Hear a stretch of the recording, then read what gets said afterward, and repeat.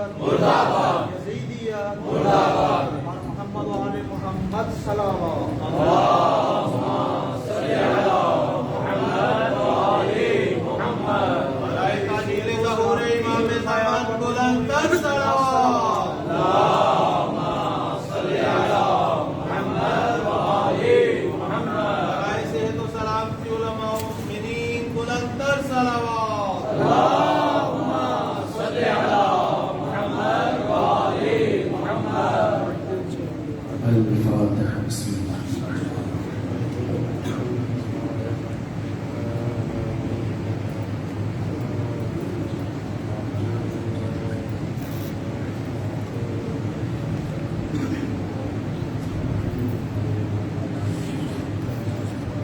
أعوذ بالله السميع العليم من الشيطان اللعين الرجيم بسم الله الرحمن الرحيم أحسن كلمة يبتدأ بها الكلام وخير خبر يختتم بها المرام حمدك اللهم على جزيل الأنعام الصلاة والسلام والتحية والإكرام على سيدنا سيد العرب والعجم وسيد الأنام أعني بالقاسم محمد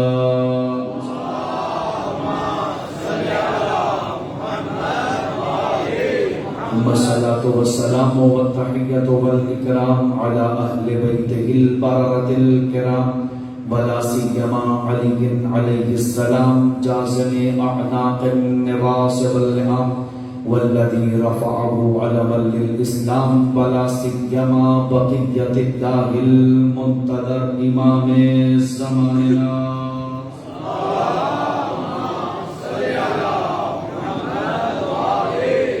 روحي وأرواح العالمين لتراب مقدمه الفداء عجل الله تعالى فرجه الشريف وسهل الله تعالى مخرجه الشريف واللعنة الأبدية القائمة على أعدائهم ومقصر فزائلهم ومنكر مناقبهم وولايتهم أجمعين أما بعد فقد قال الله الحكيم بسم الله الرحمن الرحيم يوم ندعو كل أناس بإمامهم مل کے درود بھیجیے پر محمد و آل محمد کے ذریعے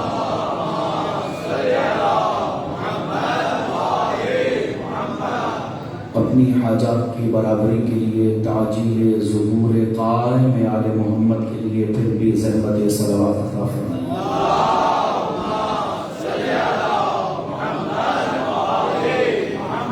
واجب الاحترام سامعین گرامی قدر عاشقان ولایت علی ابن ابی طالب تشریف فرما ہے۔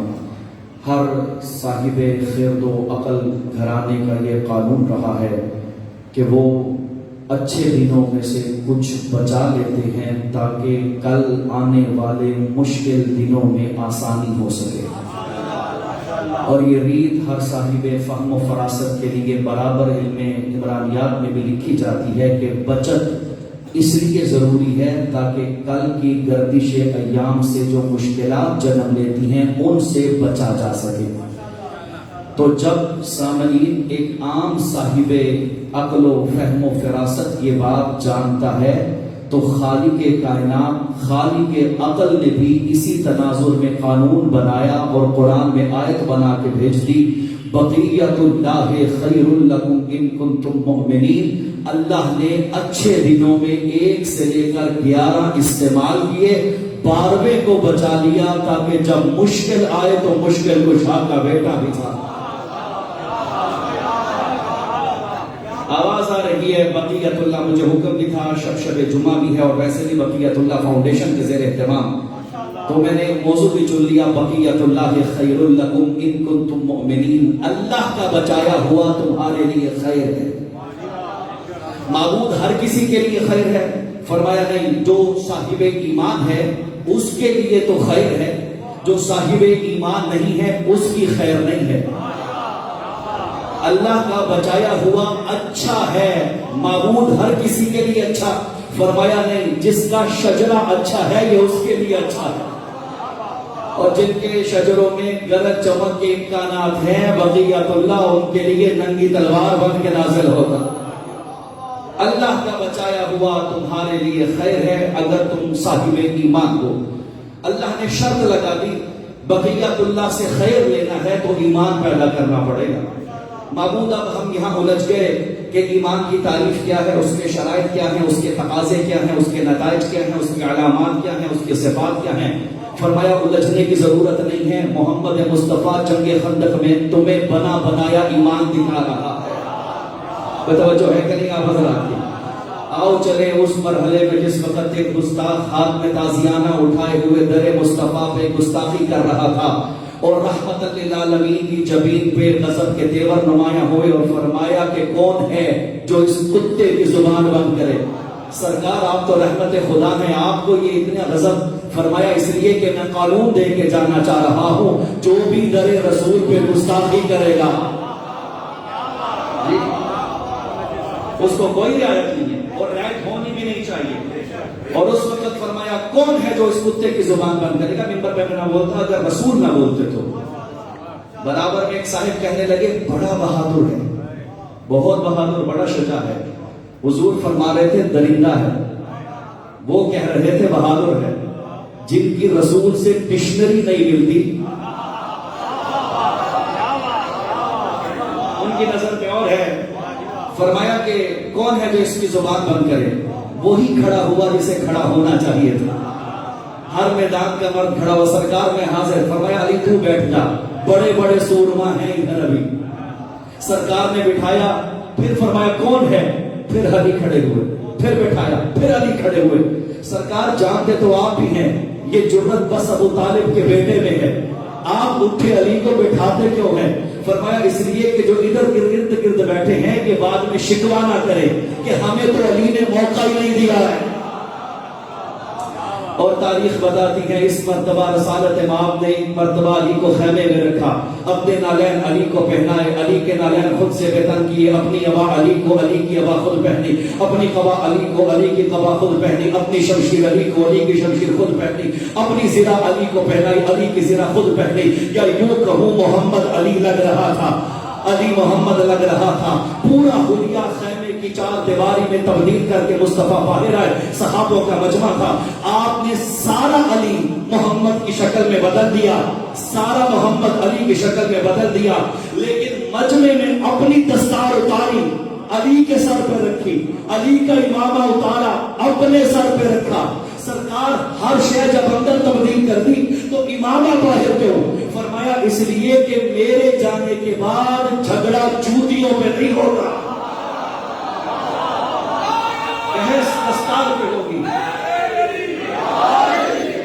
اور میں سب کے سامنے دستار تبدیل کر کے بتا رہا ہوں، میری دستار کا جو دنیا میں وارث ہے وہ علی ہے، اور میری رحلت کے بعد بھی وارث دستار علی ہے۔ اور پھر میرے مولا جب نکل رہے تھے تو رسول نے، یہ صحیح بخاری کی روایت ہے، لقد بارز الایمان کلہ الی الکفر کلہ، کل ایمان جا رہا۔ ایک جملہ کہہ دو یہاں، آپ کے مزاج بڑے بھلے محسوس ہو رہے ہیں۔ آپ نے سنا ہے نا چشتی صاحب نے کہا شاست حسین، بادشاست حسین، دینست حسین، دیپناست حسین۔ چشتی صاحب نے فرمایا کہ حسین ہے دین، علی نے فرمایا، رسول نے فرمایا کہ علی ہے ایمان۔ تو جو اب علی اور حسین سے جھگڑا کرے وہ بے ایمان بھی ہے، بے دین بھی ہے۔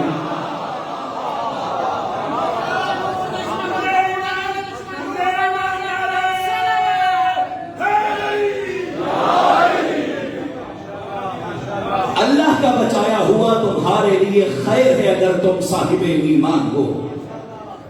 اور سامعین، ہم نے حاجی علی پر پروگرام تقریباً 50 قسطیں ہو گئی سہلا سے، جو جہاں میرے مولا ظہور فرمانے کے بعد میرے سرکار کا گھر ہوگا، مسجد سہلا، وہی ہیڈ کوارٹر ہوگا، وہیں سے میرے مولا ساری کائنات میں امور تقسیم فرمائیں گے۔ ہمیں شرف حاصل ہے کہ 1 سال سے اسی مسجد سے لائیو امام زمانہ کی معرفت کا پروگرام کر رہے ہیں۔ میں نے تقریباً اس کے اندر انجیل، تورات، زبور، صحف موسیٰ، صحف یعقوب، اس کے علاوہ گرنات، گیتا، مہابھارت سمیت کئی کتابیں کھول کھول کے دکھائی ہیں کہ ہم نے نہیں اسے بچایا ہوا، ہر کتاب میں لکھا ہے کہ کائنات کی آخری قسط کا وارث حسین کا بیٹا ہوگا. اس سلسلہ وار حیات کی آخری قسط یوسف زہرا کے ہاتھ. میرے بچے ذہن میں سرچ کیجئے گا، لکھ لیں گے وہاں. کال کی اوتار، یہ مہابھارت اور گیتا کے اندر میرے سرکار کا نام ہے. اس میں لکھا ہے کرشن اپنے 10ویں روپ میں ظاہر ہوگا اور دنیا سے ہر برائی کو ختم کرے گا. اس کا نام کیا ہوگا؟ کال کی اوتار. اب جائیے جا کے انجیل میں یوحنا لاہوتی منام کے چیپٹر نمبر 3 کے اندر موجود ہے کہ ایک بار کلیت اٹھے گا جو فاران کی پہاڑیوں سے اٹھے گا. اس کے بعد یہ زمانہ ظلم و جور سے پر ہوگا. تورات کہتی ہے پھر اس کی شکل والا ایک اور بار کلیت اٹھے گا اور اس کا نام امام زمن ہوگا. یہ بات میں نے کیوں کی کہ تمام مذاہب کا مشترکہ عقیدہ ہے مہدویت، لیکن شرارت پھر بھی مسلمانوں کے مقدر میں ہے. ایک جملہ بھی رضوی صاحب نے کچھ دن پہلے کا بڑا چلا وہ کہ حسین کو ہر مذہب مانتا ہے لیکن یزید کو رضی اللہ بس مسلمان کہتے ہیں. بہرا توجہ حضرت، شرارت بس وہ مسلمان کا مقدر. میں نہ بات کہتا اگر یہ میری غیرت کا مسئلہ نہ ہوتا، اس لیے کہ اگر تم امام زمانہ پہ بات کرو گے تو ہم وہ زمانے گٹی سے کھینچ لیں گے. یہ میری غیرت کا مسئلہ ہے. جہنم سے آواز آئی جملہ، یہ بڑا وائرل ہوا کلپ. جہنم سے آواز آئی کہ شیعوں کا امام پتہ نہیں کس غار میں چھپا ہوا ہے، نعوذ باللہ، اور اگر وہ زندہ ہے تو اس کا فون نمبر ہمیں دیجیے. حضور ہر کسی کا امام غار میں نہیں چھپتا.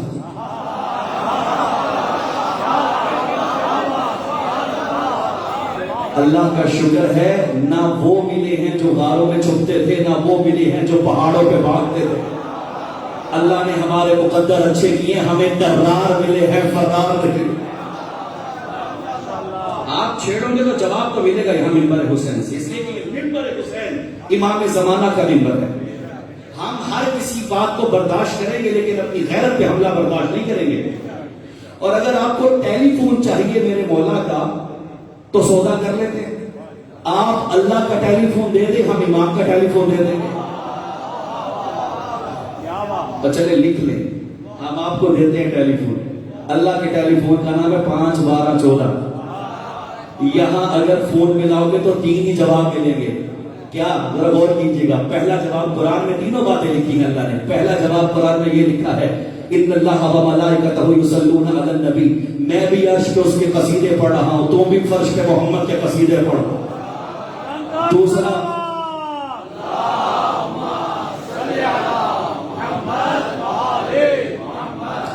جواب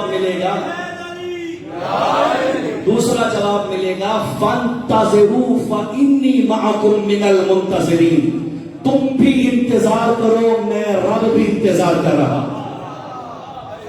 اچھا یہاں پہ ایک صاحب نے کہا کہ جی یہاں پر اللہ امام کا انتظار نہیں کر رہا. تو قرآن کی آیت یہاں تک ہے تم بھی انتظار کرو، میں اللہ بھی منتظر ہوں. عباس نے لکھا کہ جی یہاں انتظار سے مراد ہے عذاب. ہماری تفسیروں میں لکھا ہے کہ یہاں انتظار سے مراد ہے یوسف زہرا کی آمد. میں نے کہا بات تو جھگڑے کی ہے ہی نہیں. آئیے جو جس کا انتظار کر رہا ہے ہاتھوں کو دعا کے لیے بلند کیجیے اور کہیے. آپ کہیں اللہ ہمیں عذاب کا انتظار کر رہے ہیں، آپ پہ عذاب بن کے اترے گا میرا مولا.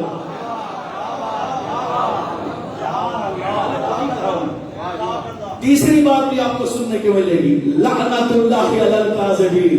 میں بھی آل محمد کے دشمنوں پہ تبرہ کرتا ہوں، تم بھی زمین پہ تبرہ کرتے.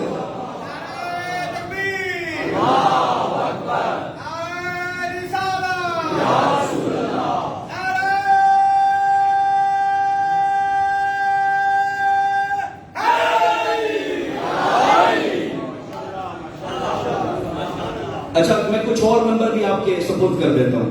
آپ نے تو صرف ہمارے آخری امام کا نمبر مانا ہے نا. اللہ کا نمبر مل جائے تو پھر ہم امام کا نمبر دیں گے. حضور منکر نکیر کا نمبر مل جائے تو ہمیں بھی دیجیے گا. اچھا نہیں تو حضرت عیسیٰ تو زندہ ہے نا، ان کا نمبر دے دو. حضرت خضر کی زندگی پر ایمان ہے، ان کا نمبر لے آؤ. जिब्रील अभी तक जिंदा है, उसका नंबर ले आओ। जुमला सुनिएगा, इनमें से किसी का नंबर आपको नहीं मिलेगा, इसलिए कि इनसे आपका मजहब नहीं मिलता। जाइए जाके इब्लीस का नंबर ले आइए, आपका हम अकीदा है। बात है, नंबर चाहिए आपको, वो जो है कि आप हजरात, ये गैबत कोई नई गैबत नहीं है मेरे सरकार की, ये गैबत तसलसुल गैबात अंबिया के सालिफीन है।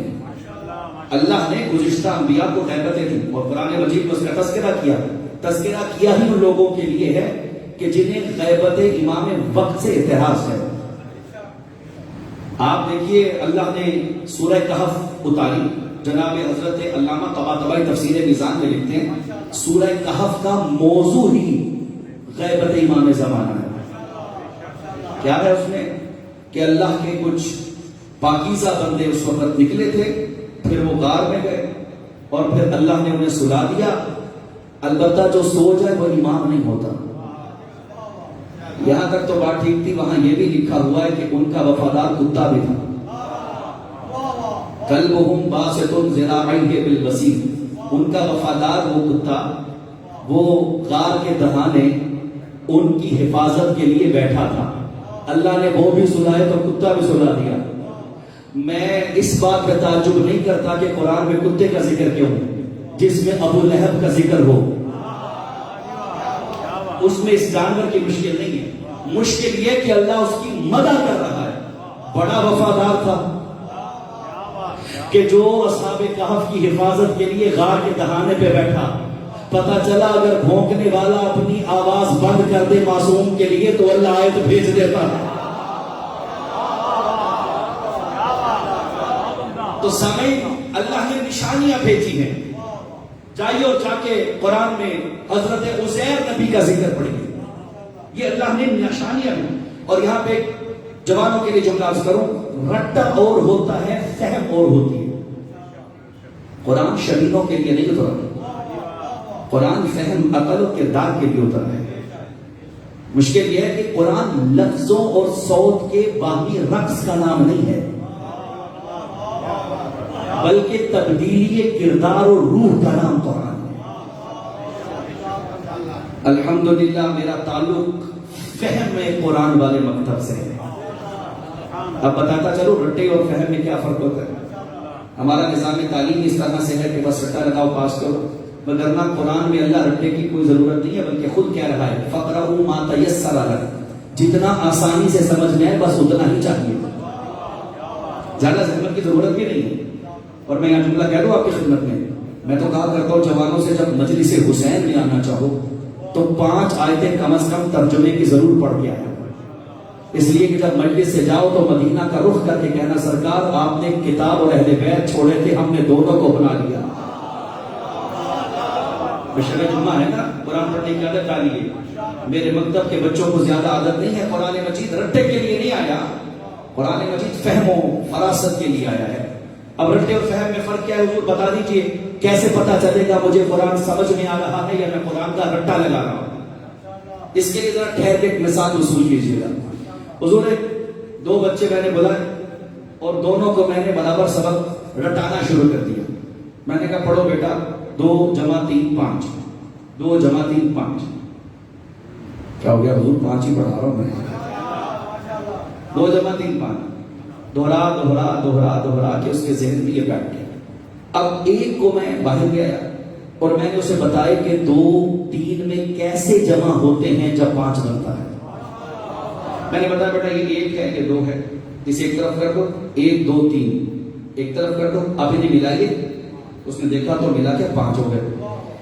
उसे रटा दिया कि 2 जमा 3 5 है, इसे समझा दिया। नतीजा कहां नजर आएगा? अगले दिन दोबारा है, मैंने कहा बेटा 2 जमा 3, दोनों ने कहा हुजूर 5, मैंने कहा 3 जमा 2। रट्टे वाला नहीं बोलेगा, क्योंकि उसके मुताबिक 2 3 में मिले तो 5 बनते, 3 2 में मिले तो 5 नहीं बनते। حضور اللہ نے اصحاب کہف کی لمبی زندگی اور جناب عزیر کی لمبی زندگی یہ بیان کر کے تمہارے سامنے قرآن رکھ دیا. جو ان کی لمبی زندگی سے مہدی کی لمبی زندگی تک پہنچ جائے گا وہ فہم والا، باقی سارے رٹے والے. تو مکتب فکر ہے. اللہ کہہ رہے ہم نے عزیر نبی کو جب اس نے اعتراض کیا، یہ نشانیاں قرآن میں اللہ نے نازل کی. اے پروردگار تو اس بستی کو مارے گا تو کیسے زندہ کرے گا؟ فرمایا اس بستی کو چھوڑ ہم تجھے مار دیتے ہیں. بے خچر پہ بیٹھے ہوئے تھے نا حضرت عزیر، ساتھ میں کھانا بھی تھا. اللہ نے تینوں کو مار دیا، کھانے کو بھی، خچر کو بھی، نبی کو بھی. قرآن کہتا ہے ہم نے انہیں بیدار کیا. ساتھ والے سے پوچھا کتنا عرصہ ہوا ہے؟ تو عزیر کہنے لگا شاید ایک یا آدھا دن. اللہ نے کہا نہیں 100 سال. کہا 100 سال ہو گئے؟ عزیر نبی نے آنکھیں کھول کے دیکھا گدھا میرے ساتھ تھا پر گدھا ہی رہا.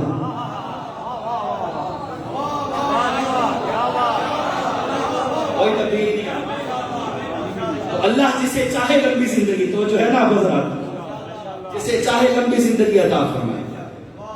میرے مولا نے خود آگے خواب میں غیبت کے لیے ایک فقرہ کہا تھا، میں سنائی دیتا ہوں. کتاب کا نام ہے کمال الدین و تمام النعمہ، شیخ صدوق کی کتاب.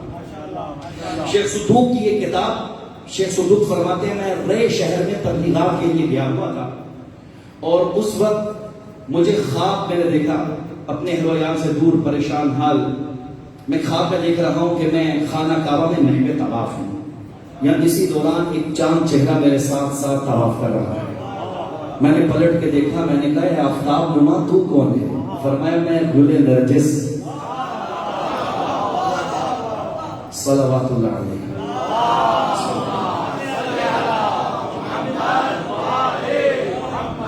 ہمارے بھی کبھی نصیب ہوں گے ہم سرکار کو دیکھیں گے. فرمایا میں گل نرجس. تو جناب صدوق ایک جملہ کہہ رہے تھے، میں نے اپنا وعدہ وفا کر دیا، میں نے اپنا میثاق نبھا دیا. فرمایا صدوق تو نے اپنا وعدہ نہیں نبھایا. کہا سرکار کون سا وعدہ؟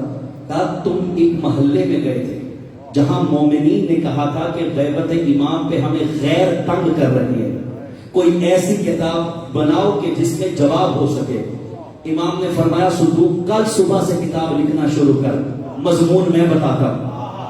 کیا مولا؟ فرمایا جتنے نبیوں کو اللہ نے غیبت دی ہے ان سب کا ذکر اس کتاب میں فرمایا. لہٰذا یہ آج کی مجلس سمجھیے حکم امام کے آپ کی خدمت میں پڑھ رہا ہوں. یعنی نبیوں کی غیبت سمجھ میں آ جائے گی تو یہ آسان ہو جائے گا، کیونکہ اللہ سنتوں کو دوبارہ دہراتا ہے. یہ خدا کی سنت ہے کہ وہ دوبارہ دہراتا ہے. میرے امام ششم ارشاد فرماتے ہیں کتاب کا نام کمال الدین.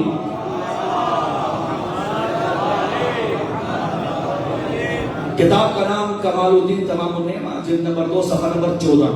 یہ بالکل یہی حوالہ. وہاں میرے امام ارشاد فرماتے ہیں کہ اِنَّ فِي یوسف لَشَبَهًا مِنَ الْقَائِمِ فَقْرَؤُوا مِنَ الْكِتَابِ مَا قُصَّ لَكُمْ. میرے مولا نے فرمایا جسے غیبت مہدی سمجھ میں نہ آئے اسے سورہ یوسف پڑھاؤ. یہ علاج ہے اس شخص کا جسے مہدی سمجھ میں نہیں آتا. اور سرکار نے فرمایا کہ حکم ہے کہ یوسف کے قصے کو دھیان سے پڑھو، اس میں وہ سب ہے جو امام زمانہ کے ساتھ ہو رہا. ابھی حکم بھی ہو گیا امام کا، تو اجازت ہے میں ذرا تھوڑا سا قصہ یوسف کا کہہ دوں. یہ تنہا یوسف کا قصہ وہ قصہ ہے جو اللہ نے پراگندہ شکل میں نہیں ہوتا، ترتیب کے ساتھ سورہ یوسف میں مرحلہ با مرحلہ لکھ دیا ہے. قرآن کہتا ہے تمہیں احسن القصص سناتے ہیں. قرآن کہتا ہے کنعان کے شہر میں ہم نے یعقوب کی جھولی میں ایک چاند چہرہ اتارا، یوسف نام رکھا اس کا. اس کے ساتھ انہیں حسد ہو گیا جو عرصے سے نبی کے ساتھ رہتے تھے. میں نے تو یوسف پڑھتے جانا. انہیں اس لیے یوسف اچھا نہیں لگتا تھا چونکہ نبی یوسف سے زیادہ پیار کرتے تھے. ان کے دل میں حسد یوسف بڑھنے لگا. کہنے کو تو وہ بھی صحبت نبی میں رہتے تھے پر ان کی ماں اچھی نہیں تھی، اس لیے کہ جس کی ماں کو یوسف سے حسد ہو جائے ان کے بچے بھی حاصل ہوتے ہیں.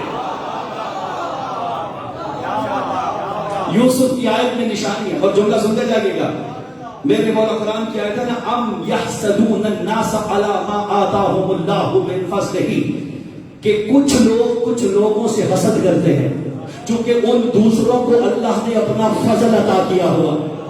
میرے مولا فرماتے ہیں نحن المحسودون, ہم 14 سے کائنات حسد کرتی ہے, اس لیے فرمایا لا نحسدو, ہم کسی سے حسد نہیں کرتے. لوگ ہم سے حسد کرتے ہیں چونکہ حسد اس سے کیا جاتا ہے جس کے پاس اس سے بہتر ہو.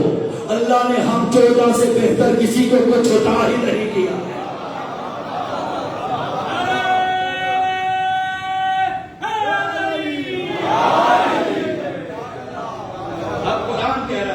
انہیں حسد ہو گیا, انہیں یوسف اچھا نہیں لگتا تھا. قرآن کہتا ہے ان حاسدین نے سازشیں کرنا شروع کر دی. اب قرآن کہتا ہے 11 نمبر آیت میں فلما ذهبوا به واجمعوا ان يجعلوه في غيابات الجب. قرآن کہتا ہے انہوں نے یہ سازش کھیلی کہ نبی سے یوسف کو دور کریں گے اور پھر اجماع کیا کہ اسے کنویں میں ڈالیں گے. قرآن کے ساتھ ساتھ اتنا پڑھا میں نے, اجماع ہو گیا نبی سے دور کریں گے, اسے کنویں میں ڈالیں گے. اللہ کہہ رہے ہیں انہوں نے یوسف بیچ دیا, ہم نے یوسف کو کنعان سے غائب کر دیا. یہ ہے اس یوسف کی غیبت کی شروعات. یعنی پتہ چلا جب معاشرہ حجت کے خلاف ہو جائے تو سنت خدا یہ ہے کہ حجت کو غائب ہونا پڑتا. ادھر یوسف غائب ہوا, ادھر 2 لوگ سامنے آئے, 2 گروہ نمودار ہوئے. ایک کا سربراہ یعقوب, دوسرے کا سربراہ یہودا. غیبت حجت میں 2 ہی قسم کے لوگ ہوتے ہیں. جو یہودا ہے اس کا مسلک اور تھا, یعقوب کا مسلک اور تھا. یعقوب یوسف پہ روتا تھا, یہودا کو یوسف کا عزادار اچھا نہیں لگتا تھا.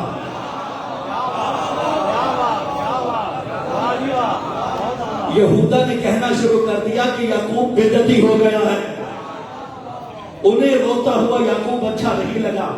اللہ نے پھر اپنا فیصلہ کیا اور اس میں قحط بھیج دیا. وہاں گندم ختم ہوئی. یہ مصر کو روانہ ہوئے. جنہوں نے یوسف ہاتھوں سے کنویں میں پھینکا تھا, اللہ نے انہی کے قدموں میں, یوسف کے قدموں میں انہیں لا کھڑا کیا. پتا چلا جب مشکل پڑتی ہے تو یوسف کے قدموں میں آنا پڑتا ہے. مصر میں یوسف کو بادشاہ بنایا. یہ نہیں جانتے تھے کہ یوسف ہمارا بھائی ہے, پر ان سے مل رہا تھا. میرے امام فرماتے ہیں اسی طرح ہو سکتا ہے تمہارے وقت کے امام سے ملاقات ہوتی ہو پر تمہیں اس کی معرفت نہ ہو. ہو سکتا ہے تم نے حج پہ کبھی امام کو دیکھا ہو سکتا ہے کبھی زیارت قبر حسین پہ دیکھا ہو, اور ظہور کے وقت کو کہ سرکار آپ کا چہرہ تو کئی بار دیکھا ہو. وہ سارے قحط سالی میں یوسف کے پاس گئے. یوسف نے بنا بتائے کہ میں یوسف ہوں انہیں گندم دی, یعنی یوسف انہیں بانٹ رہا تھا, پھر بھی غیبت میں تھا. پتا چلا غیبت میں بھی یوسف تقسیم کرتا ہے, لیکن کھاتے یوسف کا تھے, بھونکتے یوسف پر تھے.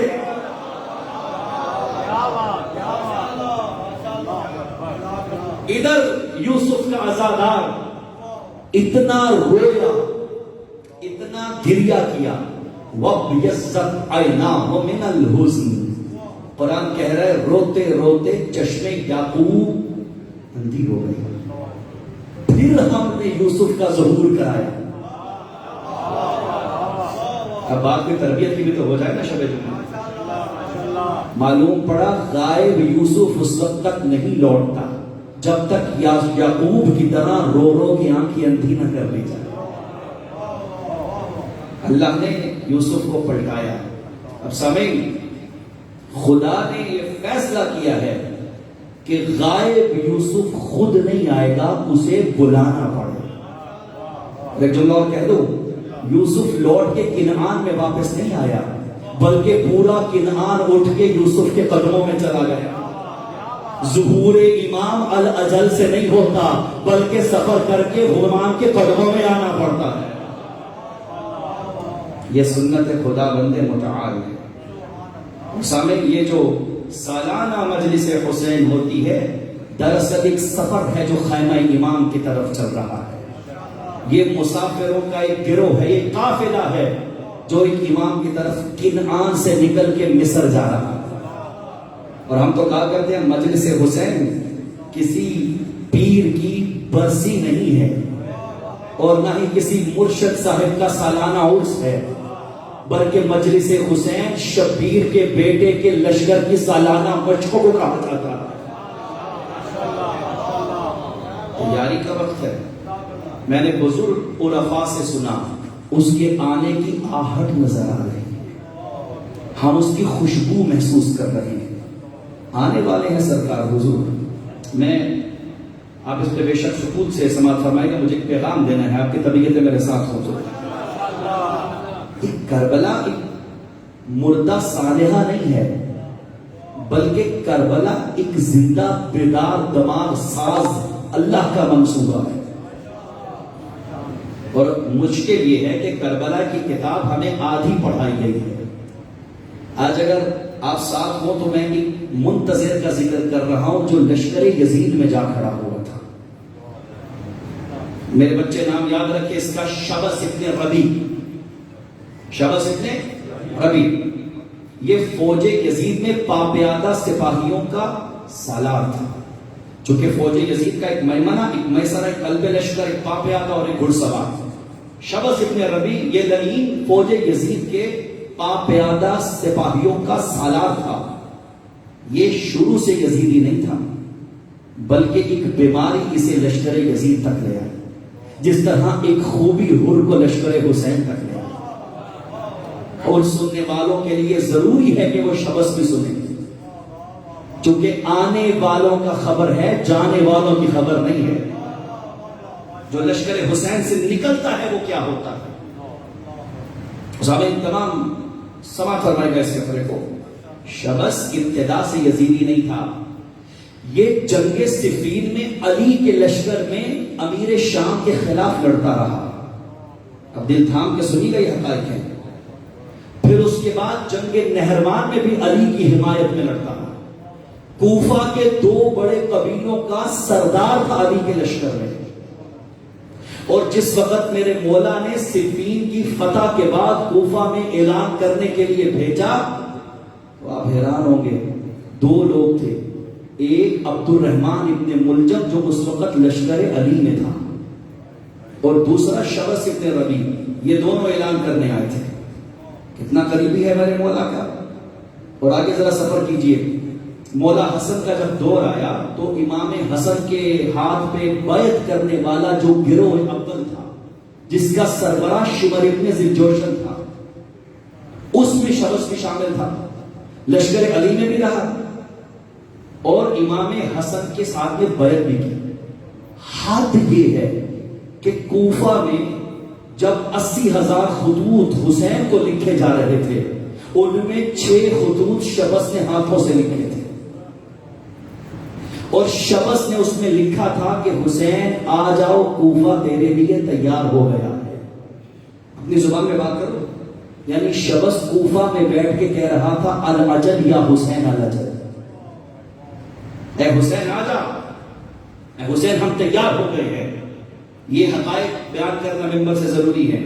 بھٹکنے میں ایک وقت لگتا ہے جس طرح سورنے میں ایک لہجہ لگتا ہے۔ لشکر علی میں جنگ صفین کا سپاہی، جنگ نہروان کا لیڈر، حسن کے ہاتھ پہ صلح کرنے والا، اس کے بعد حسین کو کوفہ میں بیٹھ کے الاجل الاجل کہنے والا۔ لیکن جب امام کربلا کے میدان میں ظاہر ہو جاتا ہے تو شبس لشکر یزید میں نظر آتا ہے۔ اب میرے جوانوں کے ذہن میں سوال تو بیدار ہے نا، حضور اتنی خطرناک بات، ایسا بھی ہو سکتا ہے؟ جی، الاجل کہنا اگر کافی ہوتا تو شبس حسین کا حمایتی ہوتا۔ پھر کیا کریں مولانا، یہ تو بڑی پیچیدہ بات ہے۔ جی، میں نے اس دن عرض کیا تھا نا، حسین وہ مسیحا ہے جو ہر مرض لا علاج کی شفا رکھتا ہے۔ آؤ تمہیں حسین کا نصاب پڑھا۔ سامنے مشکل کیا تھی، یہ بھٹکا کدھر؟ اتنا بڑا عشق حسین، عشق علی، عشق حسن مجتبی، سرشار عشق امام سے۔ لیکن جس وقت عبید اللہ ابن زیاد کوفہ میں آیا اس وقت اس نے روسائے کوفہ کو بلایا جس میں شبس بھی تھا، شبس کے قبیلے کا سربراہ بھی ہے۔ اس وقت عبید اللہ نے کہا شبس تمہیں 2 آفرز دیتا ہوں۔ پہلی آفر تو یہ ہے کہ اگر تم، اب دیکھیے ذرا یہاں مجھے ٹھہر کے بات کرنی ہے، میں چاہ رہا تھا کہ جلدی سے گزروں لیکن آپ جس کی انہماک سے سن رہے ہیں میں چاہتا ہوں تاریخ پوری پڑھ کے جاؤ، توجہ ہے نا ذرا۔ شبس نے جس وقت دربار عبید اللہ میں قدم رکھا، عبید اللہ نے یہ نہیں کہا تو حسین کے خلاف کھڑا ہو جا، چونکہ وقت کا عبید اللہ براہ راست حسین کے خلاف کھڑا نہیں کرتا۔ اس نے ایک اسٹریٹجی کھیلی، اس نے کہا شبس حسین تو فاطمہ کا بیٹا ہے، اس کی تو کیا بات ہے، ہم سر اس کے سامنے سر نمو ہیں۔ یہ جو حسین کا سفیر آیا ہے نا انقلابی، نام ہے مسلم، بس اسی کو روک لے تیرا یہ بھی کافی ہے۔ تو شبس نے کہا یہ تو ہم نے خود بلایا ہے۔ اس نے کہا شبس دیکھنا تیرے قبیلے میں کتنے بے روزگار بچے ہیں، یہ تاریخ میں لکھا ہوا ہے، تیرے جوانوں کو نوکری دوں گا، اور میں نے یہ کب بولا کہ تو حسین کے خلاف کھڑا ہو جا؟ میں تو کہہ رہا ہوں بس یہ انقلابی ہے مسلم بن نقیل، یہ کیا کر لے گا، اس کو روک لے۔ پھر اس کے بعد شبس نے کہا یہ ناکافی ہے، پلٹ کے کہنے لگا میں تجھے ایک ترازو میں رکھوں گا، دوسرے ترازو میں سونا اور جواہرات رکھوں گا، تیری قیمت برابر تجھے تولوں گا۔ بس شبس اسی وقت سے یزیدی ہو گیا۔ تو حضور کیا ہوا؟ معلوم پڑا تنہا دعوی محبت کافی نہیں ہے امام وقت کے لیے، اپنے دل کی اتنی صفائی کرو کہ ہزاروں کروڑوں بھی عبید اللہ ہے تو ان سے ٹکرا کے لشکر امام میں داخل ہو سکے۔ اچھا یہ تو ہوگی مشکل اور واقعہ۔ مولانا اب ہمیں کیسے پتا چلے کہ الاجل کے بعد ہم اپنے امام کے لشکر میں جائیں گے؟ اور اس جملے پہ کوئی ناراض ہوا تو میں پہلے پیشگی معذرت کر دوں، لیجیے آپ کو ایک ٹیسٹ لکھ کے دیتا ہوں، ٹیسٹ کرائیے تو پتا چل جائے گا شبس والی بیماری ہے یا نہیں ہے، اور اگر اس ٹیسٹ میں پاس ہوئے تو مطمئن ہو جائے گے کہ آپ لشکر امام کے سپاہی نظر آئیں گے۔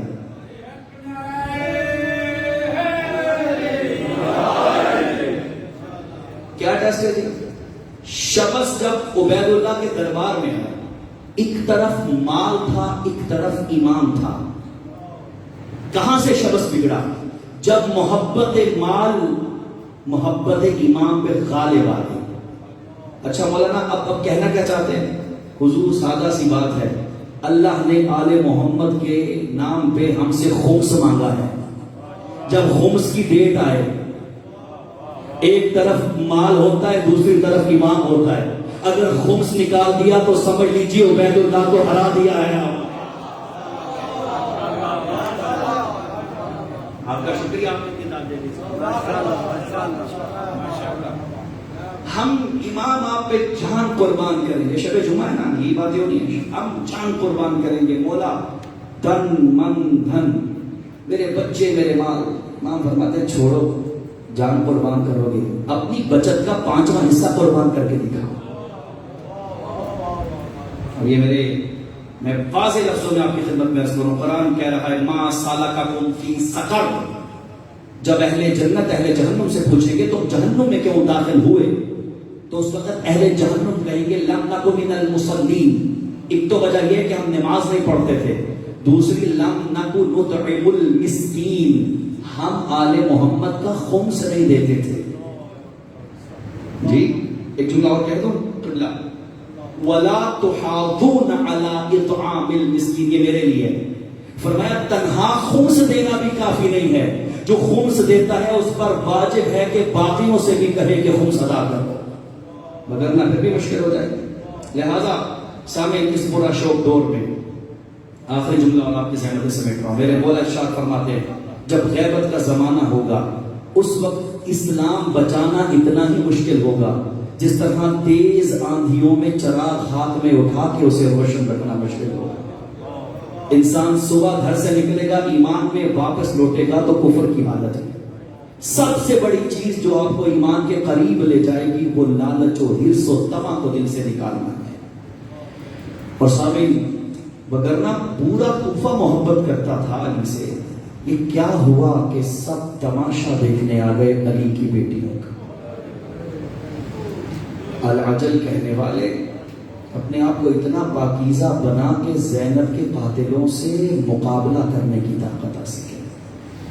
عزیزان مظلوم کربلا، ہم تو آنسو بھی تکلف سے بہاتے ہیں۔ امام زمانہ فرماتے ہیں شیعوں تم مصائب سن کے آنسو بہاتے ہو، میں خون رویا کرتا ہوں۔ اجرکم علی اللہ۔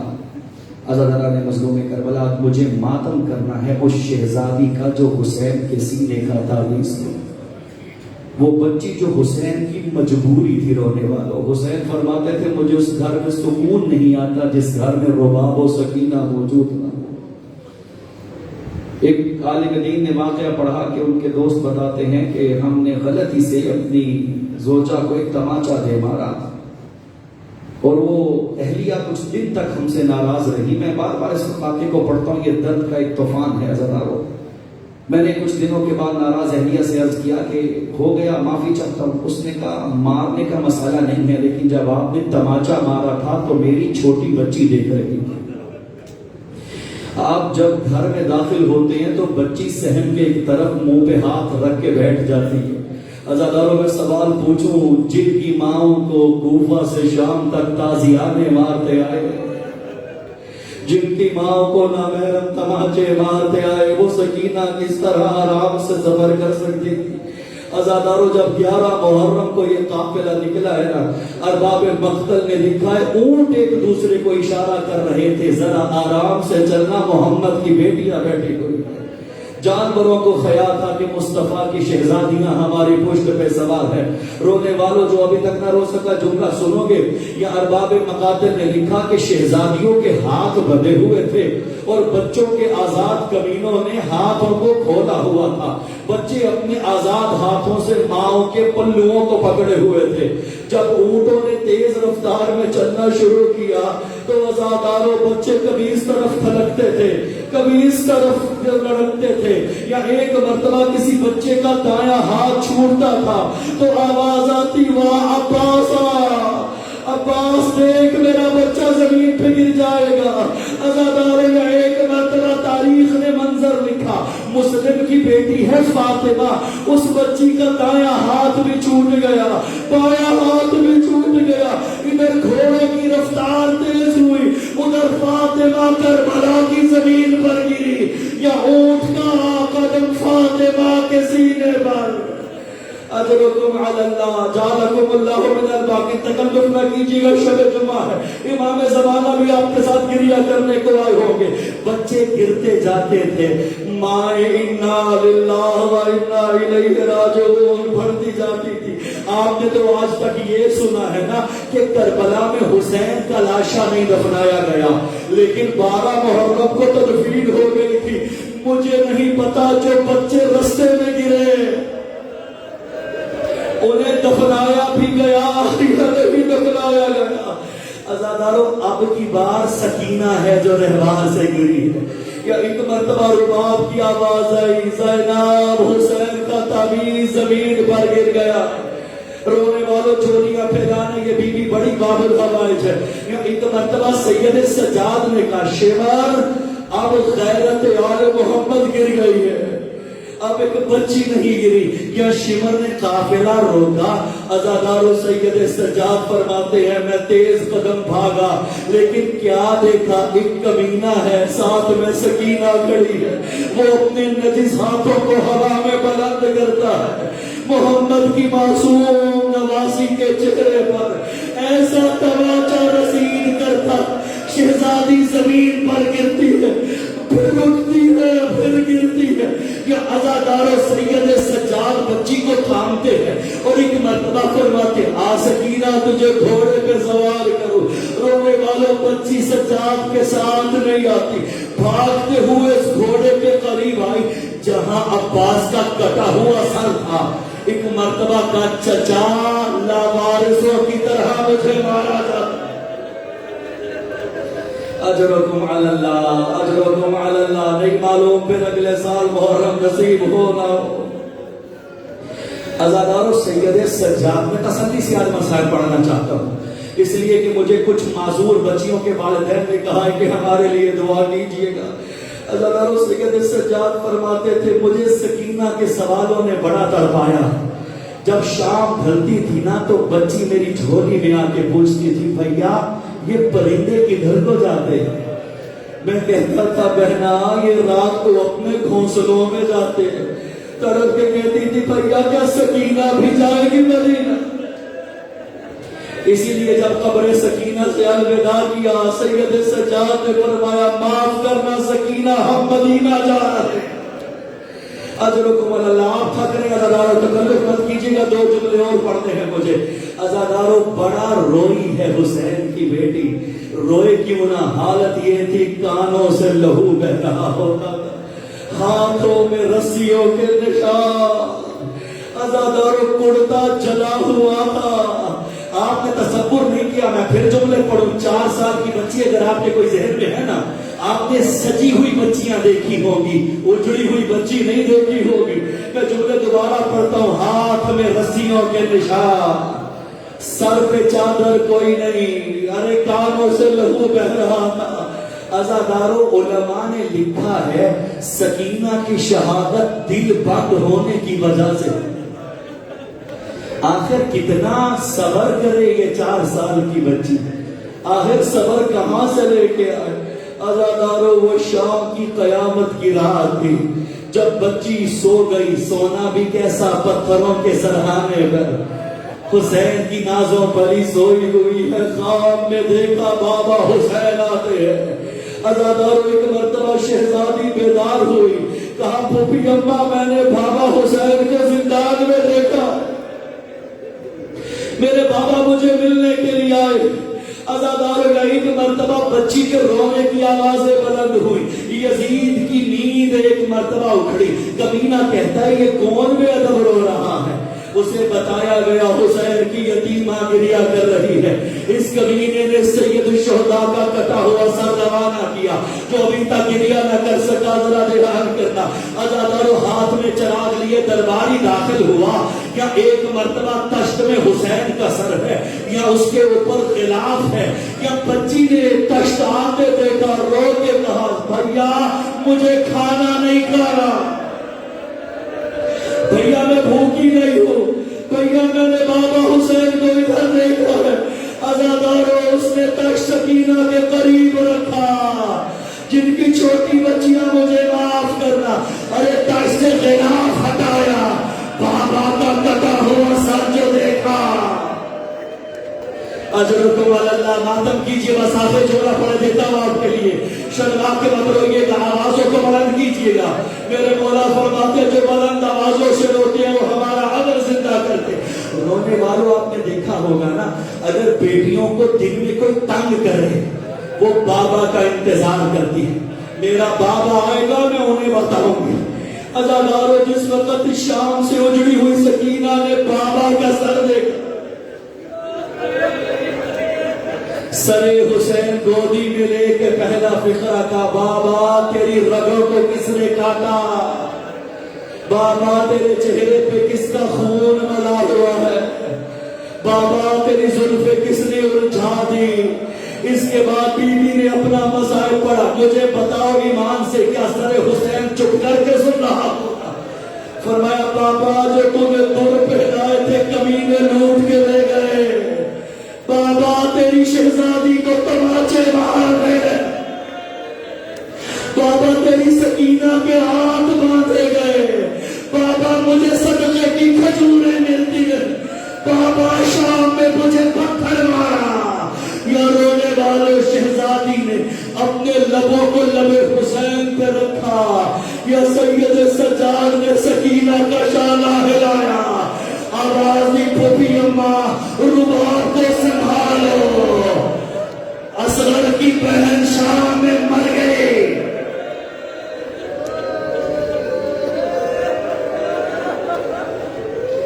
اجرکم اللہ، اجرکم اللہ۔ میں نے یہی مسائل چھوڑنا تھا لیکن آخری فکر مجھے معاف کرنا، چولیاں پہ لاؤ۔ عزادارو اللہ تمہیں شام لے جا، 4 سال کی شہزادی کی اجڑی ہوئی قبر دکھائے۔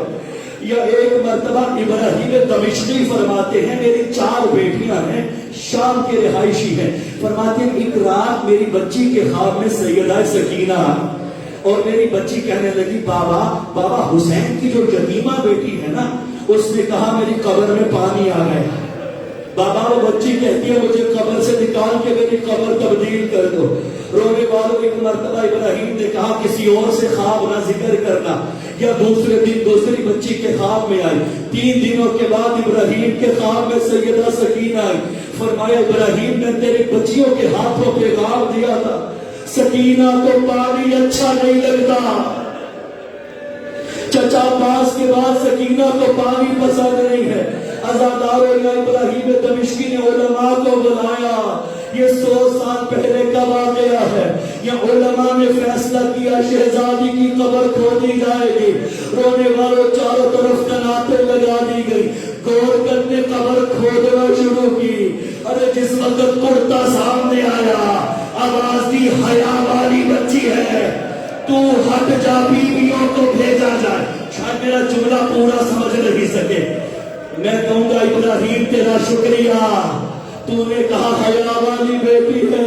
ارے اسے تو سارے شام کے لوگ دیکھ چکے، سیدانیوں کو قبر سکینہ بھیجا گیا۔ ابراہیم کہتا ہے میری بچی چلاتی ہوئی آئی، بابا بابا بچی نے کفن نہیں پہنا، بابا بچی کا چلا ہوا کرتا ہے، بابا بچی کے چہرے پہ خون کے نشان، بابا آج کے بعد کوئی یہ مصائب نہ پڑے کہ اس سکینہ کو غسل دیا گیا۔